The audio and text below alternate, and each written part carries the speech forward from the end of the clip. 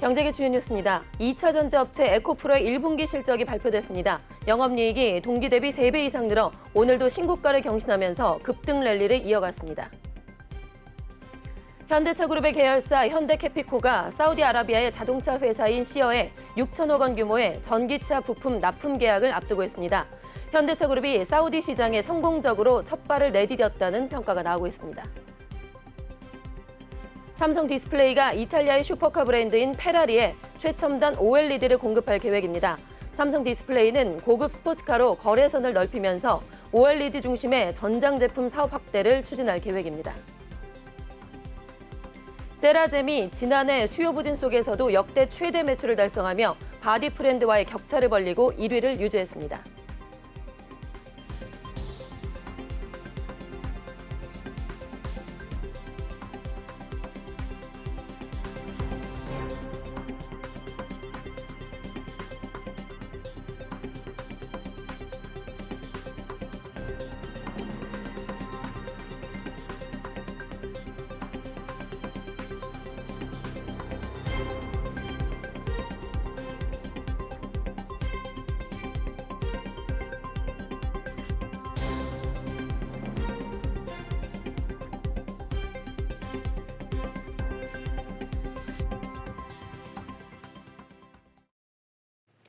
네, 시청자 여러분 안녕하십니까? 4월 11일 뉴스프라임 시작하겠습니다. 첫 코너는 취재기자와 함께 경제계 이슈를 정리해보는 시간이죠. 프라임 이슈, 오늘은 박영식 에디터와 함께하겠습니다. 어서 오세요. 네, 안녕하세요. 네. 자, 오늘 에코프로가 1분기 실적을 발표를 했습니다. 예상이 됐었는데 네. 예상했던 대로 역시나 사상 최대 실적이 나왔어요. 1분기 영업이익이 전년 동기 대비해서 3배 이상이 지금 늘어났고 예. 오늘도 코스닥 시장에서 신고가를 경신하면서 앞으로 전망까지 상당히 밝다라는 예상들이 나오고 있죠. 그렇습니다. 오늘 신고가 82만 원을 경신했고요. 종가는 물론 76만 9천 원이었습니다만 말씀 주신 대로 앞으로의 전망이 굉장히 밝다라는 예상이 나오고 있습니다. 코스닥 상장사인 에코프로는 올해 1분기 영업이익이 1,796억 원으로 지난해 동기보다 233.2% 증가한 것으로 잠정 집계됐다고 오늘 공시했고요. 매출이 2조 589억 원으로 202.5% 증가했고 에코프로 BM도 올해 1분기 영업이익이 1,073억 원으로 지난해 동기보다 161.3% 증가한 것으로 잠정 집계됐다고 오늘 공시를 했습니다. 매출은 2조 106억 원으로 203.5% 증가한 것으로 확인이 됐고요. 전기차 시장은 미래산업이자 이제 현재 가장 두각을 드러내고 있는 그런 사업이기 때문에 해마다 확대되면서 이 에코프로의 실적 또한 매년 수직 상승 중이라고 봐도 무방할 텐데요. 2021년에는 사상 최초로 매출 1조 원을 돌파했고요. 2022년에는 5조 6,403억 원의 매출액과 6,189억 원의 영업이익을 기록했고 전년 대비 각각 275% 그리고 616%가 폭증했습니다. 예. 현재 에코프로가 하고 있는 사업들을 보면 전구체 원료, 전구체, 고순도 산소 및 질소, 또 하이니켈 양극재, 배터리 리사이클링 등의 사업으로 양극재 밸류체인을 수직 계열화했다는 평가를 받고 있고요.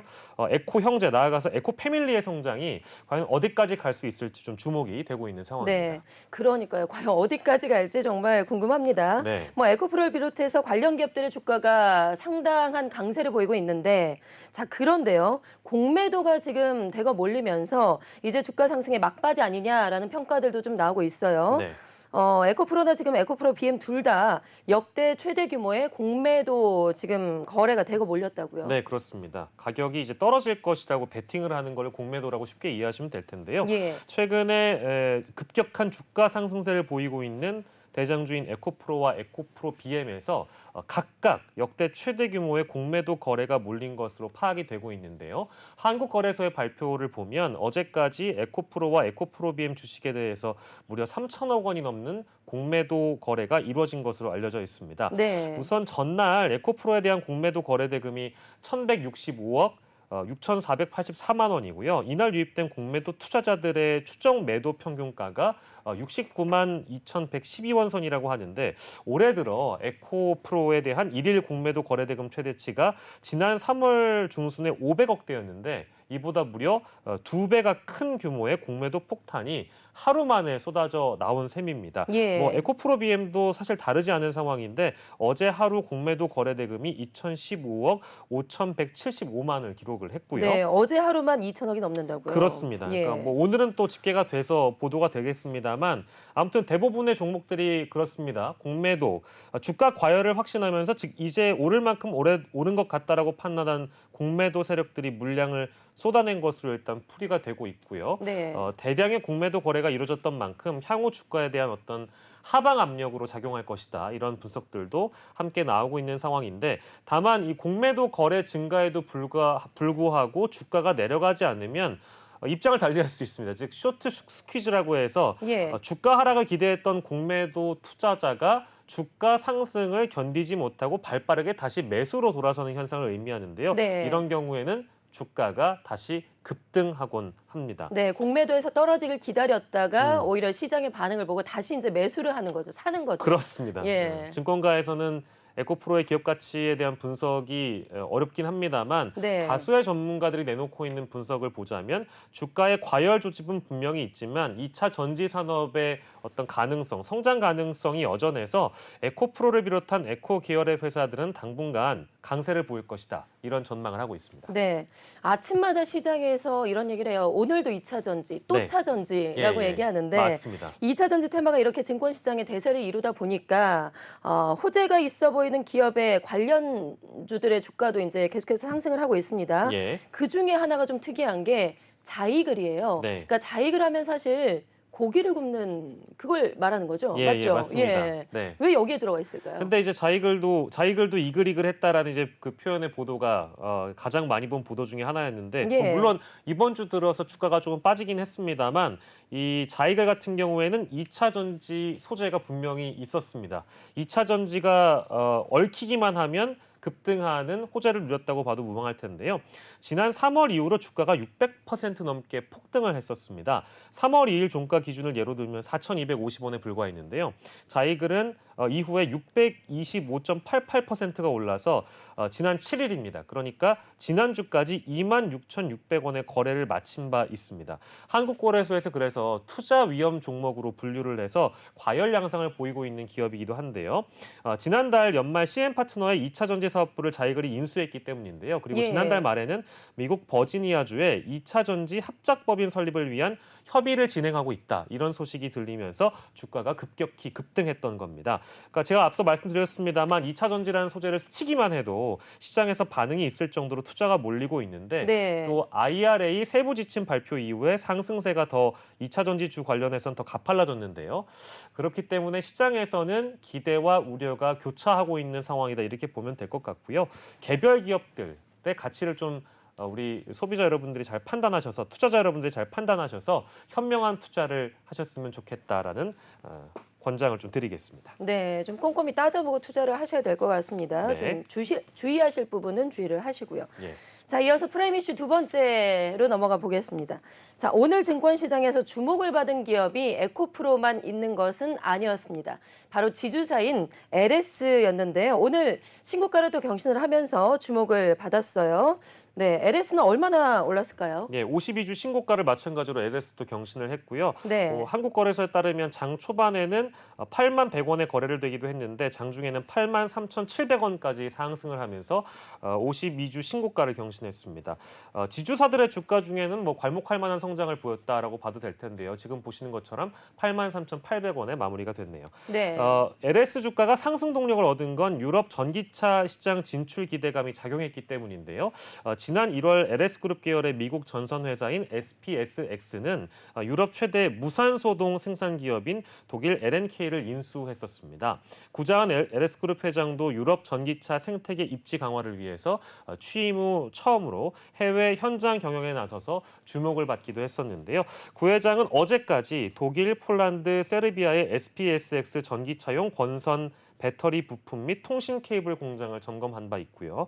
LS는 향후 무산소동을 독일, 세르비아 등 유럽 공장에 공급할 예정이라고 합니다. 그리고 LS 관련해서는요, 지난달에 브랜드 평판이라는 것을 빅데이터 기반으로 조사한 조사 결과가 화제가 되기도 했었는데요. 예. 국내 30개 지주사 상장기업 브랜드 평판 2023년 3월 빅데이터 분석 결과 LG 에코프로, SK 한화, 또 삼성물산, 두산 등과 함께 LS가 상위권에 랭킹이 되면서 LS에 대한 성장 기대를 더한 바 있습니다. 네, 앞서 알아본 뭐 에코프로도 그렇고 올해 기업 순위의 변동이 이제 지각 변동이 상당히 크게 있을 것 같습니다. 네. 좀 지켜보도록 하죠. 자, 이어서 프라임 이슈 세 번째 소식 보겠습니다. 자, 현대차 그룹의 계열사 현대캐피코가 사우디아라비아 자동차 회사 시어에 6천억 원 규모의 전기차 부품을 납품한다라는 한국경제 단독 보도가 있었는데 상대적으로 지금 현대캐피코는 잘 알려지지 않은 회사죠. 자, 박 기자, 현대캐피코가 어떤 회사인지 먼저 설명이 좀 필요할 것 같은데요. 네, 1987년에 현대캐피코가 설립이 됐는데요. 2022년 12월 말 기준 현대자동차가 100% 지분을 보유하고 있는 계열사라고 보시면 되겠습니다. 이번에 지금 사우디와의 계약이 완료가 되면 현대차 차원에서는 사우디에 첫 수주를 하는 셈이 되고요. 시어는 사우디 국부펀드 PIF와 대만 폭스콘의 합작사인데요. 2025년부터 전기차를 출시할 계획을 갖고 있습니다. 캐피코는 여기에 들어가는 전력 변환 장치라고 부르는 ICCU, 통합 충전기, 혹은 또 VCU, 차량 제어기 등을 공급하는 것으로 확인이 되고 있고요. 사고가 발생했을 때 전력을 딱 차단하는 스마트 PRA를 추가로 수주할 가능성도 있다고 현재까지는 알려지고 있습니다. 사우디 정부가 밝히기로는 2030년까지 수도 리야드의 자동차 30%를 전기차로 바꾸겠다는 구상을 내놓은 바 있는데요. 현대차 그룹은 지난 1월 사우디 정부와 업무 협약인 MOU를 맺고 전기차 공장 설립을 현재 추진 중에 있는 상황이어서 더 괄목할 만한 소식이고요. 예. 전기차 전환이 늦은 사우디가 현지에서 생산된 차량에 보조금을 만약에 지급하게 되면 이것 또한 호재가 될 방향이고요. 마켓워치라는 기관에 따르면 사우디 전기차 시장은 2028년까지 연평균 32.5%씩 성장할 전망입니다. 본격적으로 전기차를 만들기 전에 현대캐피코를 통해서 사우디 현지 기업의 부품을 공급하게 된 셈이니까 그룹 내의 현대캐피코의 역할에도 관심이 모아지고 있는 상황이고요. 관계자의 말을 잠깐만 옮겨드리면 현대캐피코가 그룹 내 전기차 충전 사업을 전담하게 될 것이다. 이런 말도 했고요. 엔진이나 변속기를 제작하는 현대캐피코는 최근에 서울 모빌리티 쇼에서 전기차 통합 제어 및 전력 충원 전문 회사로의 전환을 선언한 바 있고요. 현대차그룹은 국내 업체 대형 채비와 손잡고 전기차 충전기 브랜드인 블루플러그를 론칭한 상황이어서 더 주목된다고 할 수 있겠습니다. 예. 자, 이어서 프라임 이슈 네 번째 소식 알아보겠습니다. 자, 이번에는 삼성에 관련한 소식을 좀 알아볼 텐데 삼성 디스플레이가 이탈리아의 유명한 슈퍼카 럭셔리 브랜드죠. 페라리에 최첨단 OLED를 공급할 예정이다라는 소식이 전해졌습니다. 자, 박 기자, 삼성 디스플레이가 이제 전장 사업 쪽으로도 사업을 확대하는 모양새네요. 네, 그렇습니다. 소프트웨어와 전자장치 합성어를 전장이라고 이해해 주시면 좋을 것 같은데요. 삼성 디스플레이는 이탈리아의 슈퍼카 브랜드인 페라리에 최첨단 OLED를 공급할 예정이라고 밝혔습니다. 차량용 패널은 액정 표시 장치인 LCD보다 화질이 더 우수하고 또 얇고 가벼운 OLED 적용이 늘어나고 있는 그런 추세인데요.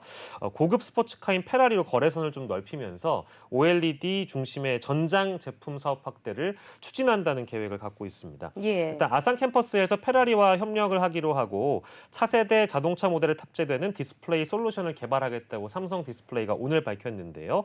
이날 협약식에는 최주선 대표이사와 베네디토 비니아 페라리 CEO가 참석을 했습니다. 삼성 디스플레이는 페라리 럭셔리 슈퍼카 브랜드에 적합한 제품을 개발할 예정이라고 밝혔고요. OLED 저전력 특성을 살려서 자동차의 효율을 높이고 가벼운 구조와 얇은 베젤을 활용할 디자인을 선보일 계획입니다. 그리고 더불어서 페라리의 CEO인 비냐 CEO도 페라리는 단순한 이동수단이 아닌 특별한 경험을 제공하는 럭셔리 회사라고 밝히면서 동시에 삼성 디스플레이와의 전략적 협력을 통해서 페라리 차세대 제품의 가치와 완성도를 극대화할 것이라고 밝혔는데요. 자율주행차 기술 발전으로 자동차가 단순히 이동수단뿐만 아니라 디지털 생활 공간으로 탈바꿈하면서 차량 내부에 적용되는 디스플레이 중요도도 또한 높아지는 추세고요. 차량용 OLED 매출 규모 전망치가 전년 대비 38.6% 증가하고 2029년에는 1조 8천억 원대로 5배 이상 성장할 전망이라는 업체 조사 결과도 있었습니다. 그래서 삼성 디스플레이는 차량용 제품 시장을 적극 공략하고 있는 계획이고요. 회사는 아우디와 BMW 등 글로벌 완성차 업체와의 계약을 체결했고 현대차의 전기차에도 OLED를 현재 납품 중에 있는 상황입니다. CEO의 또 말을 언급을 해드리면 오랜 기간 집약된 OLED 기술력을 바탕으로 페라리에 걸맞는 최첨단 디스플레이 솔루션을 선보일 것이라면서 앞으로 페라리를 비롯해서 유수의 글로벌 자동차 업체들과 협력해 자동차용 OLED 사업을 더욱더 강화하고 넓혀나갈 계획이라고 밝혔습니다. 네. 자, 이어서 프라임 이슈 5번째 소식 알아보겠습니다. 자, 안마 의자로 유명한 브랜드죠. 세라젬이 지난해 수요 부진 속에서도 역대 최대 매출을 달성을 했습니다. 과거에 계속해서 이제 1위를 유지했었던 바디 프렌드와의 매출 격차를 계속해서 벌리고 있는데 지난해에 이어서 세라젬이 1위를 계속해서 유지해가고 있다라는 소식입니다. 자, 박 기자, 영업이익은 사실 조금 부진하긴 했는데 매출은 역시 역대 최대치를 기록했다고요? 네, 그렇습니다. 이제 격차를 1, 2위 간 격차가 더 벌어졌다고 보시면 되겠는데요. 1등이 세라젬, 2등이 바디프렌드입니다. 세라젬이 밝힌 자료를 보면 지난해 매출이 7,501억 원이고요. 영업이익이 506억 원으로 집계가 됐고요. 전년 대비 매출은 12.4%가 성장하면서 말씀 주신 것처럼 역대 최대치를 기록했습니다. 세라젬은 바디프렌드와의 격차를 더 벌리면서 지난해에 이어서 1위 자리를 고수하게 됐는데요. 그간 바디프렌드가 헬스케어 가전시장에서 이른바 이제 왕좌를 지켜왔는데 예. 2021년에 처음으로 1위를 내주고 이제 올해 들어서 더욱더 격차를 벌렸다 이렇게 이해해 주시면 좋을 것 같고요. 지난 2021년만 하더라도 세라젬이 6,671억 원이었고요. 바디프렌드가 5,913억 원이었는데 그 격차가 758억 원에 불과했는데요. 2,281억 원까지 또 벌어지게 된 겁니다. 네. 글로벌 매출을 보면 규모가 가장 큰 시장인 중국의 경우에는 코로나 봉쇄 등의 영향으로 1,452억 원을 기록했었고 전년 대비 7.5%가 감소했었는데 다만 미국 매출을 보면 직영점 확대 또 신제품 출시 등을 바탕으로 해서 전년 대비 매출이 67.5%가 성장했고요. 동남아시아와 인도에서도 엔데믹으로 인한 체험 마케팅 확대 등에 힘입어서 실적이 많이 개선됐다고 알려지고 있습니다. 세라젬은 올해 중국, 베트남, 인도 등에서 리오프닝 기조가 확대됨으로 인해서 공격적인 경영 혁신을 통해 해외 판로 또한 개척을 강화한다는 계획을 갖고 있습니다. 네. 박 기자가 얘기한 대로 지금 뭐 안마 의자 1, 2위 업체가 세라젬하고 바디프렌드인데 네. 이들이 안심할 수가 없는 상황인 것이 안마 의자 업계 후발 업체들이 지금 계속해서 치고 올라오고 있다고요? 그렇습니다. 어떤 기업들이 있을까요? 여러 기업들이 있는데 대부분 귀에 익숙하신 기업들이 눈에 띌 텐데요.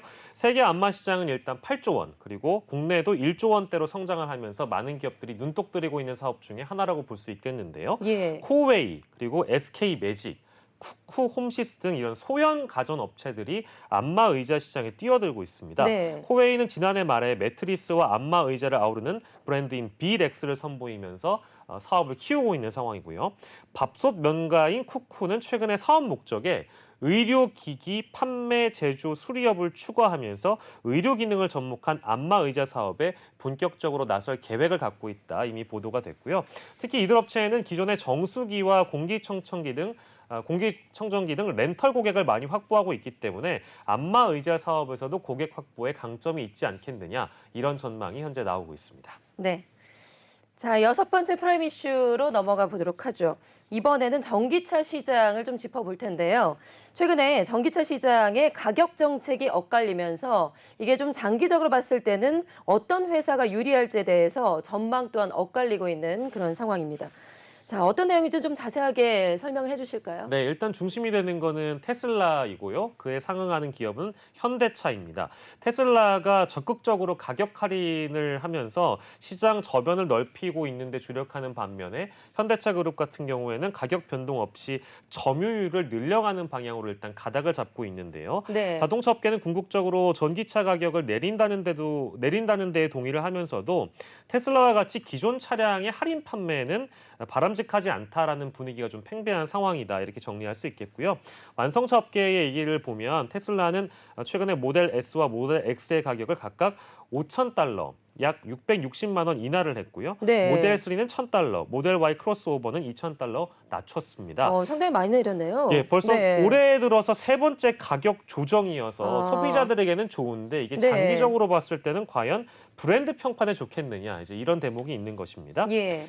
일단은 업계 1위가 테슬라이기 때문에 1위 업체가 가격을 깎아주게 되면 후발주자들에게는 분명히 부담이고 또 배터리 원자재 가격이 여전히 비싼 가운데에서 테슬라 기가 메가팩토리처럼 전기차 배터리 등을 대량 생산해서 비용을 절감할 수 있는 어떤 규모의 경제를 갖추지 못한 상황에 있기 때문에 후발주자들은 굉장히 부담이고요. 그렇죠. 테슬라의 지난해 영업이익률을 보면 16.8%, 자동차 판매 세계 1위인 도요타의 2배를 넘고 있는 상황이어서 출혈 경쟁에 돌입을 해도 생존할 여력을 갖추고 있는 상황이기 때문에 테슬라에는 공격적인 마케팅을 나서도 우린 부담이 없다. 이런 네. 배경이 있는 겁니다. 반면에 현대차 그룹을 보면 테슬라가 드라이브를 건 가격 경쟁에는 우린 참여하지 않겠다라는 입장인데요. 선을 긋고 있는 상황입니다. 테슬라와는 별개로 기아는 기아의 길을 가겠다. 이런 입장을 보이고 있는데 차 판매 가격을 일단 높이고 인센티브를 최소화해서 수익성을 높일 것이라고 밝혔고요. 현대차 못지않게 GM이나 폭스바겐 등도 고객과의 신뢰를 이유로 출시된 제품의 가격을 떨구지 않겠다라는 입장을 이미 피력한 바 있습니다. 네. 그렇다면 중장기적으로 봤을 때 누가 승자가 되느냐 궁금하실 텐데 일단 지금 일단 시작이기 때문에 테슬라의 전략이 일단 먹히고 있는 것처럼 보입니다. 네. 일단 뭐 음. 초반에는 싼 거부터 사람들이 아이 찾게 당연하죠. 되겠죠. 네, 네. 그렇죠. 어, 지난 1분기 전 세계에서 전년보다 36%가 늘어난 42만 약 3천 대를 테슬라가 판매를 했고요. 네. 미국 시장에서도 점유율을 큰 폭으로 늘렸고 유럽에서도 전년 같은 기간보다 95%가 급증한 상황입니다. 근데 앞서 말씀드린 것처럼 테슬라의 이런 가격 경쟁이 결코 좋은 전략이라고는 할 수는 없을 것 같은데요. 할인 정책으로 인해서 중고차 가격이 급락했는데 이게 브랜드 이미지를 오히려 깎아먹는 정책이라고 이제 보는 그런 전문가들도 많이 있고요. 전기차 기술이 내연기관에 비해서 복잡하지 않아서 언제든지 경쟁자가 나타날 수 있다라는 그런 상황을 우리가 상정을 해보면 브랜드 가치에 집중하는 것이 훨씬 더 좋다라는 전문가들의 전망도 있습니다. 예. 다만 중장기적으로 전기차 가격이 지금보다 낮아질 것이라는 데는 아무튼 이견이 없고 양산차는 제조 가격 단가를 좀 낮추고 프리미엄 시장도 공략을 하는 등 투트랙 전략이 유효하지 않겠나 이런 전문가들의 평가가 지배적입니다. 네. 테슬라와 현대차의 전기차 싸움이 아주 치열하겠군요. 네. 자, 프라임 이슈 7번째 소식으로 넘어가겠습니다. 국토교통부가 한국공항공사에 대한 감사에 착수했다라는 소식인데요. 원인이 무엇인지 한번 분석을 좀 해보겠습니다. 자, 박 기자, 지역공항에서 사실 잇따라서 이제 항공 보안 실패에 관한 뉴스가 좀 나오긴 했었는데 네. 이 때문일까요? 원인이 좀 무엇으로 나오고 있을까요? 네, 결과적으로는 항공 보안을 실패한 거라는 그 책임을 찾아내기 위해서 감사에 착수했다고 보면 되겠는데요. 지난 예. 5일부터 이미 이 감사에 착수하고 있습니다. 오늘 국토부가 밝힌 내용인데 이번 감사는 국내 공항에 잇따라 발생한 항공 보안 실패에 따른 것이라는 게 정부의 설명입니다. 국토부 관계자에 따르면 인천공항에서의 항공 보안 실패에 이어서 실패에 대해서 알려진 것보다 더 큰 피해가 있기 전에 감사에 착수한다고 밝혔고요. 한국공항공사가 운영하는 지방공항에서의 항공 보안 실패도 또한 크다. 이 건이 더 많다라고 지적을 하고 있습니다. 지난해 7월과 8월 사이에 실탄과 공포탄 반입을 비롯해서 신분증 미확인 등 약 8건의 항공보안 실패 사례가 있는 것으로 보고가 됐고요. 주로 김포국제공항을 통해서 발생한 사례들이 많았다고 전해지고 있고요. 앞서 인천국제공항에서는 지난달 10일 필리핀 마닐라행 대한항공 여객기 내에서 9mm 실탄 2발이 발견됐고요. 이달 7일에는 공항 보안 검색을 마친 70대 중국인 여성의 가방에서 21cm의 과도가 항공사 직원에 의해서 발각되기도 했습니다. 네. 또 지난해 7월 26일에는 한국 공항공사가 운영하는 전북 군산공항 출발장에서 보안 검색기가 꺼진 것도 모르고 승객 29명이 여객기에 탑승한 사실이 뒤늦게 확인해서 마찬가지로 국토부가 특별 감사를 실시한 바 있는데요. 국토부는 2주간 보안 문제를 아무튼 중점적으로 들여다볼 계획이고요. 자회사뿐만 아니라 전반적인 실태를 살펴본 뒤에 현장 감사를 더욱더 연장할지 하지 않을지를 결정할 계획이 전해져 있습니다. 네. 자, 이제 마지막으로 오늘 한국은행 금리 결정 이슈 짧게 좀 짚어보겠습니다. 네. 자, 오늘 한국은행이 금융통화위원회 열고 금리를 결정을 했죠. 3.5%로 지난번에 이어서 두 번째 동결을 했습니다. 이 내용도 간단하게 좀 짚어볼까요? 예, 한국은행이 결국 기준금리를 다시 3.50%로 묶었습니다. 예. 한국은행의 제1관리 대상인 소비자 물가 상승률 1년 만에 가장 낮은 4%대 초반까지 떨어져 있는 상황인데요. 그만큼 무리하게 금리를 올려서 가뜩이나 수출도 부진이고 또 SVB 사태, 실리콘밸리 은행 사태 등으로 얼어붙은 경기와 또 금융에 부담을 줄 이유가 없다고 판단한 것으로 해석이 되고 있는데요.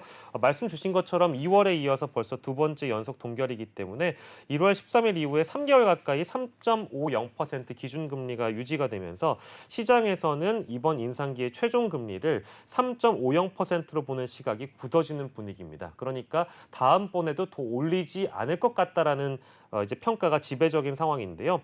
다시 이렇게 동결을 결정한 데에는 최근에 다소 안정된 물가 상황이 가장 큰 영향을 미쳤다고 볼 수 있겠고요. 예. 이창용 한은 총재도 앞서서 지난달 7일에는 소비자 물가 상승률이 3월의 경우에는 4.5% 이하로 떨어지고 연말에는 3%대에 이를 것이라고 전망했는데 실제 물가 흐름이 이 경로에서 아직 벗어나지 않은 상황이어서 이런 금리 동결 판단에 영향을 준 것 아니겠느냐 이런 전반적인 평가가 뒤따랐습니다. 네, 알겠습니다. 자, 이렇게 오늘 경제계 주요 이슈들 프라임 이슈에서 정리해봤습니다. 지금까지 박영식 에디터와 함께했습니다. 고맙습니다. 감사합니다.